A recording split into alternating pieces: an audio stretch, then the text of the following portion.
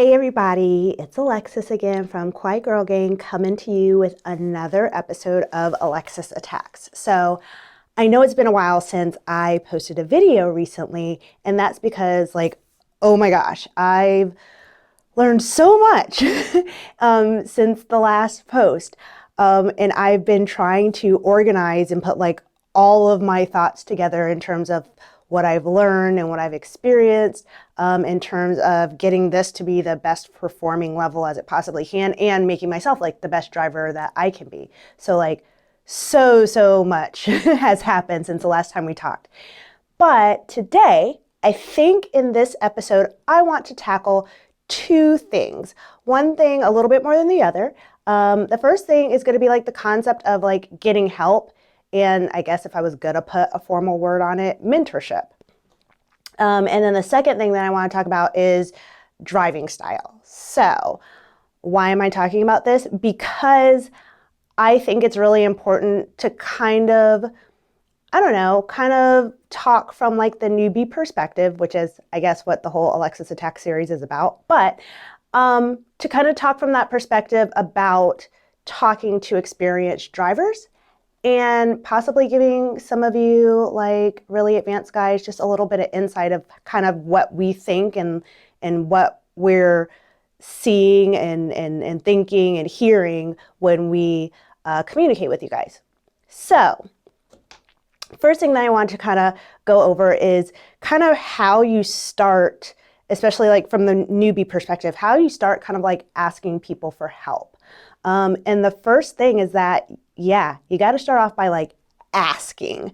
Not so much myself, just because I pull from different other career experiences over my lifetime, but I have seen a lot of other newer drivers get a little frustrated sometimes or kind of get into this weird sticky kind of conversation or sticky situation talking to a more advanced driver. And a lot of times it just doesn't, or it does boil down to we have to make sure that the person that we're talking to wants to help.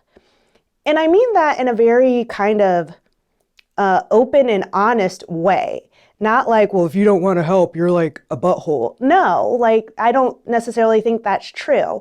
There are people who are really good at helping others learn new skills or explain things to other people, especially when they don't have a huge frame of reference or a lot of experience with the task at hand.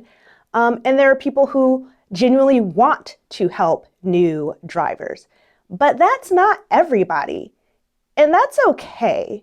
So I think the first thing from the newbie perspective, if you're new getting into RC drifting, is that you make sure that the people that you're reaching out to get tips and stuff from, want to talk at that point in time. It can be as simple as hey man, can I ask you a question? Or hey man, do you have a second to explain something to me? If somebody looks like they're intently on their car tuning, or they're in the middle of a train, or just really focused on their driving, it might not be the best time to ask that person for help. So just kind of keep that in mind.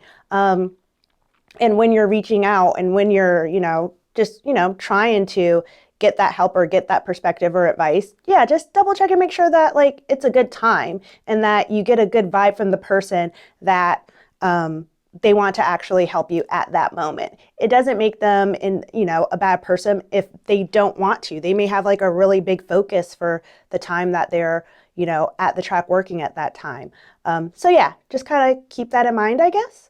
The second thing I think is on the other side from the experienced driver perspective is that if somebody that is new to the community, they're new to drifting, and they come and ask you for help, and you start to respond and start to give them an answer, you kind of open the door there.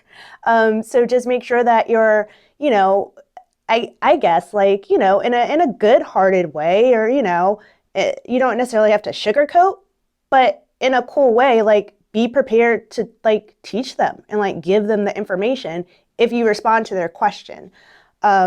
it's definitely flattery to a very large extent, because more than likely the number one reason that they're coming to you is because they like your driving style. They see that you're a very highly skilled driver. They probably want their driving to be kind of like yours, or, they want their car to perform like yours. So they're reaching out to you because you're doing something that they really like. So kind of like keep that in mind. But again, what I just kind of said from the newbie perspective, if talking to people and helping them is not your thing, or it's not your thing today, like, you totally have the right to say it. But if you start kind of helping out, make sure that you're just like clear, if it's a good time to continue for somebody to ask you questions, or just kind of be prepared to guide, be prepared to teach and like communicate. Which kind of brings me to my next kind of little tidbit, my next little bullet, which is what I call it's just like a learning curve, or more specifically, a communication gap. I have this issue with, and it's not even like an issue, it's just a thing, but for lack of a better word, I'm gonna say it's an issue. I have this issue with a lot of my local drivers who I love and adore, and they are awesome. So if you don't know, super shout out to Club Pogie, all the guys there, and Team Bubble Milk, because they hands down have been the most influential in helping me develop my driving style, my tuning skills, like everything. So love you guys. But both, I think, the new learner and the experienced driver have to keep in mind that there is sometimes a communication gap in learning experience and in like performing and skill experience. So I probably have, or it can be like an example of like the largest communication gap between a novice driver and an experienced driver. I have zero, like really zero car experience or knowledge. I mean, I have a driver's license. I mean, so does, nearly every other American. But you guys know out there in the experienced driving world that just everyday, like normal driving does not translate into a real drift car, like a full scale, or even like, 10 scale RC drifting. So I can't take any of that knowledge of driving like a regular car into this, but I did. And I'm going to save that kind of a deep dive for a different episode, but kind of keep in mind in terms of that communication gap that sometimes novice drivers are coming from a frame of reference of like driving their everyday car. And I'll say this one next part, and then like I'm really going to save it for like a future episode. Specifically to how the car drives and drifts, like I started out really hardcore relying on steering, like the actual cranking on my transmitter, thinking that had more of an influence to actually drive the car or make the car do what I wanted it to do than it actually does. And why is that? Because when you're in a regular car, we kind of take it for granted, but our hands are on the steering wheel, and literally, to the everyday person, what you do on the steering wheel kind of dominates a little bit more what you're doing with the gas pedal. And like I said, I'm going to leave that there for like another episode, but just kind of keep that in mind in terms of like communication gap. If you have, or even if your novice driver has like some experience with like full scale drifting, or they've done other RC hobbies, usually they're coming in with some stronger frame of reference so that you can have an easier conversation and having them transition into using and working with RC drift cars. But I can definitely tell you that I had a little bit of a rough time, and I still do occasionally, understanding like some of the like drift lingo and stuff in terms of helping me like learn. And I tell the same like number one story all the time. And yeah, I think it's just like a classic example of like when experienced drivers sometimes like take for granted their vast base of knowledge when they're talking to somebody who's new to the hobby, who may not have that same basis or that same foundation. So centering the servo, that one got me for a while. And and I laugh about it now because it's funny. But from my perspective, and like if you look at the car, yeah, so if you're looking at my RMX, like you guys know what the servo is. Like it's like this right here, yeah, my nice little Rev D servo. And so I was having an issue with my performance with the car, and it was suggested to me that I center my servo. This messed me up for like, I don't even know how long. It messed me up for a minute because I was like, how the frick do you center, like, okay, like I took it apart and I saw that like on the underside, you can like, it's got like 4 holes, but one of them is to like anchor the front of the servo in, and then like the other one is like where the screws like actually attach the servo to the chassis. So like to me, I'm like the servo doesn't move.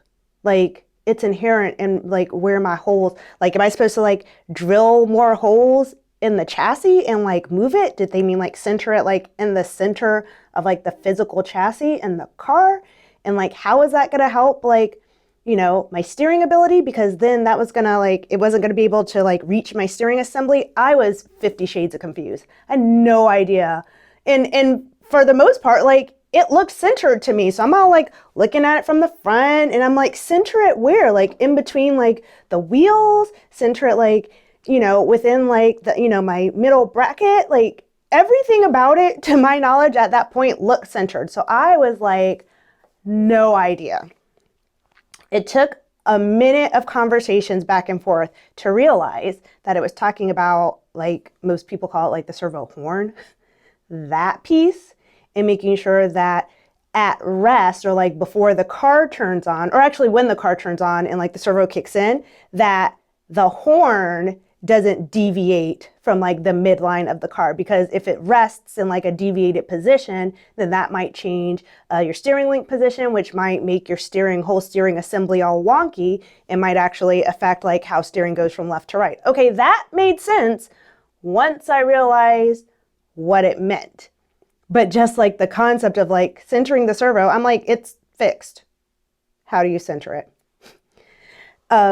And so I use that story as like a classic example, because if I went and talked to 50 guys at, some of our local tracks, they would know exactly what that meant. But to somebody new coming into it and knowing what a servo is, it was a little confusing. I'm trying to think, was there another one? Not so much like not understanding per se. And this is going to come up when I talk about how I learned about the mechanics of the car and how the car actually like moves. So I'm going to kind of talk about it in a future episode. But the term throttling out kind of got me for a minute too. And it got me for a minute because my driving skill was not confident enough that I was taking full advantage of my throttle capability and like the power of the car. Like when I started driving, I was very timid. I didn't want the car going too fast so that I couldn't control it.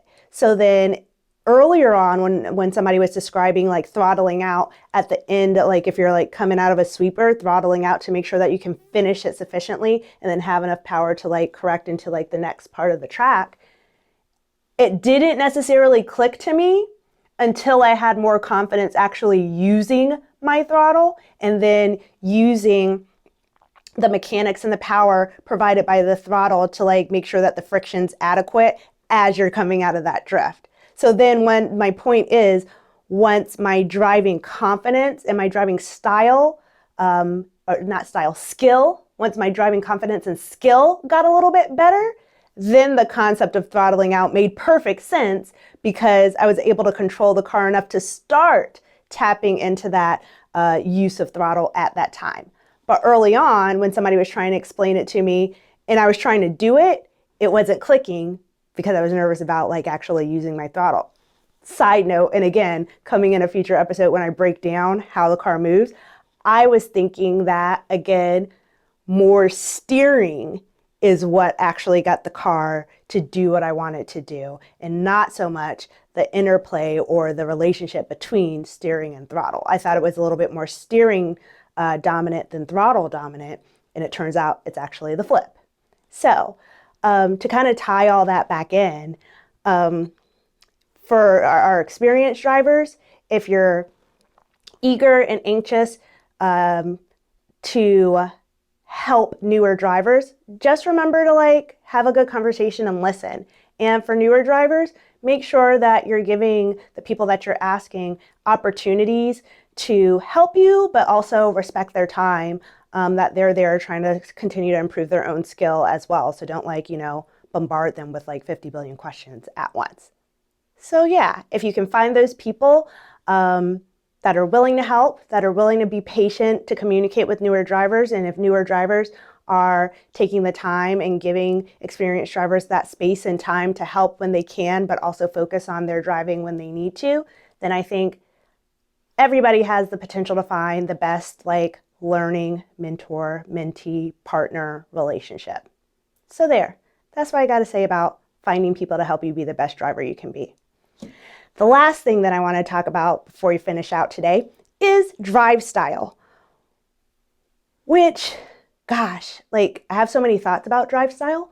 So I guess, again, speaking to newer drivers for a moment, yeah, drive style is very subjective. So when you're seeing somebody drive a car or you're seeing somebody being very successful, in terms of winning comps, or they're out doing videos, or, you're seeing people who are really good drivers, drive style factors into that a lot. And it may not exactly be the same style that you end up driving in, and that's okay. Where do I want to go from that? I think, and it happened to me a little bit, but now I kind of see it in newer drivers as well. I think that sometimes when newer drivers are looking at somebody drive who they, think is really good, like I said, they're, winning comps and doing videos, and their car is killing it and all that stuff. I think sometimes there might be a tendency to think that it's solely based on the mechanics and the performance of the car. And I'm not saying that that's not a factor, it totally is, but drive style and drive skill also play a huge factor. The car, it's that, age-old saying, any machine is only as smart as its operator.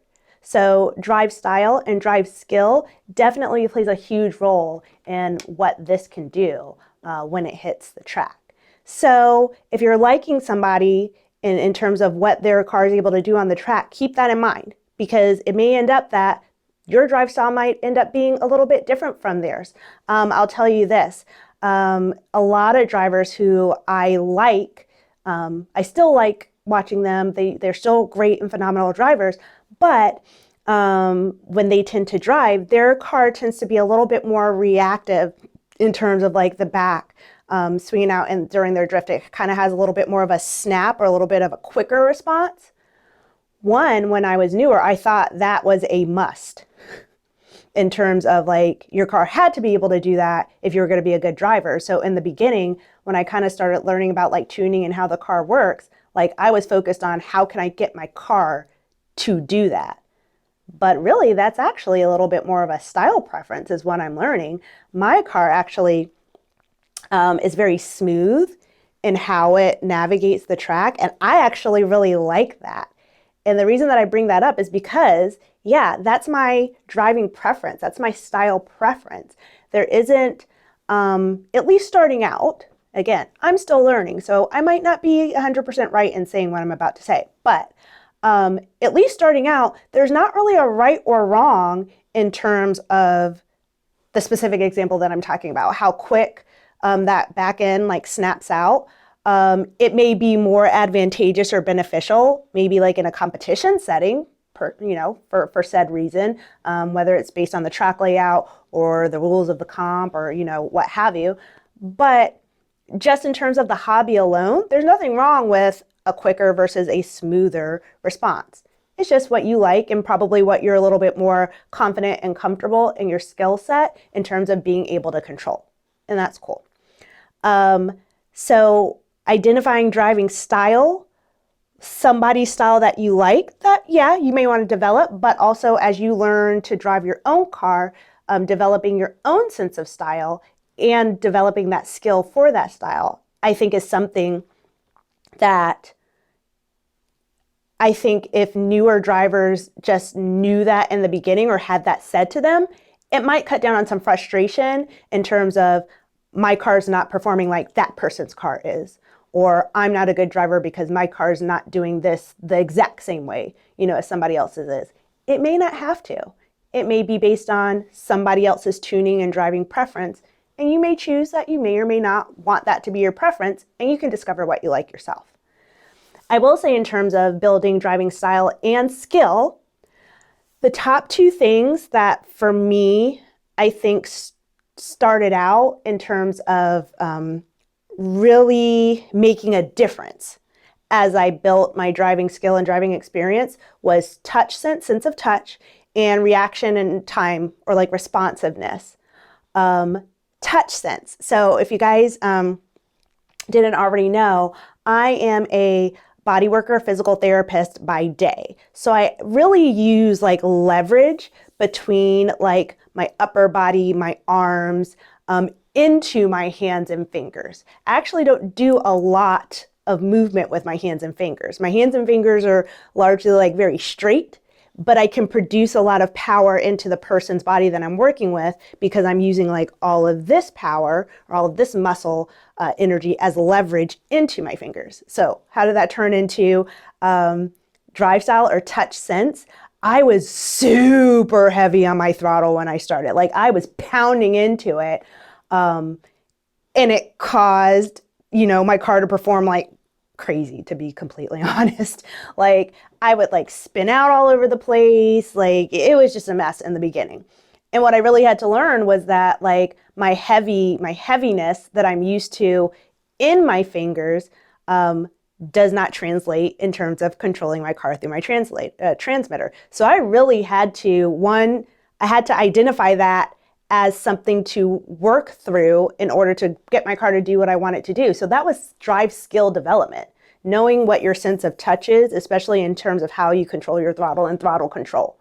So I guess throttle control, sense of touch as it pertains to throttle control is probably one of the biggest things that you can start with in determining your driving style and you're in starting to improve your driving skill level. So skill level is one thing. How does that throttle control and sense of touch turn into driving style? Turns into driving style because you can adjust certain things to help accommodate how you already know you drive. Number one thing that I figured out maybe like 8 or 9 months later after I started driving was there's a tension setting on your throttle on most transmitters. I have a Futaba 4PM right now. So there's a little screw that can adjust the tension on my throttle. So I actually increased the tension so it would match a little bit more closely to how much like force I use with my fingers. And that helped a ton in terms of my car's performance. But that's actually boils down to a style preference. Some people are really light on their throttle, so they may want like a looser throttle. I tend to be a little bit more heavy, so I turned up the tension on mine to help accommodate that while I continue to work on my throttle control. The other big thing that went into drive style and drive skill level was that responsiveness or reaction time. People who have mentored me and helped me have probably heard me say, I like more of a direct, like one-to-one responsiveness with my car. So whatever I'm doing with my car, like when I turn the steering wheel, when I feel like I'm increasing my throttle, I want to like directly see like almost one for one, like immediate output and what that does into my car's performance. Some people like a little bit of a delay, a little bit of a ramp up, because that's their preference and that's their style. But kind of like acknowledging that kind of goes into eventually how you start kind of tuning your car and then how you start refining that tune with your transmitter, because that goes into a little bit of probably like your expo adjustments, your speed adjustments, sometimes your throttle, like accelerator adjuster type setting. That's what it's called on a 4PM. I'm sure it's not exactly called the same thing on other transmitters, but you probably know what I mean. But yeah, that responsiveness and how quickly you want to see the responsiveness in your car based on how you're inputting it with the transmitter. Again, some of that is preference. Some of that kind of goes under the category of driving style. So as you kind of figure out what you like, keep that in mind so that you can start adjusting both your transmitter and your car accordingly. So yeah, that's it, guys. I think that's all I wanted to cover today in terms of newer drivers, finding that mentor or that partner or something, or somebody who can help you be the best driver that you can be, but also respecting their training time. Experienced drivers and mentors, knowing that people are reaching out to you for help. So having that patience to actually like teach and guide them, and recognizing that there may be that communication gap. So you might have to break things down a little bit more to a, layman's term level until they get that like vocabulary experience and skill up so that they know a little bit more about what you mean. And then driving style, your style is your own, just like everything else. So you can give yourself an opportunity, newbie drivers, to start developing that. It doesn't exactly have to be the same style as some of your favorite drivers, but you can take what you like, apply it to yourself, apply it to your own driving skill, or you can take the opportunities and find out what you do like and just really create your own unique driving style that's particular to you and whatever car you're driving. I hope you guys really found that to be, cool, informative. Thanks for tuning in. I have such a long list, especially like I said, with all the stuff that I've learned of future episodes. So please make sure that you're subscribing to our channel. And yeah, I'll see you guys soon with another episode of Alexis Attacks.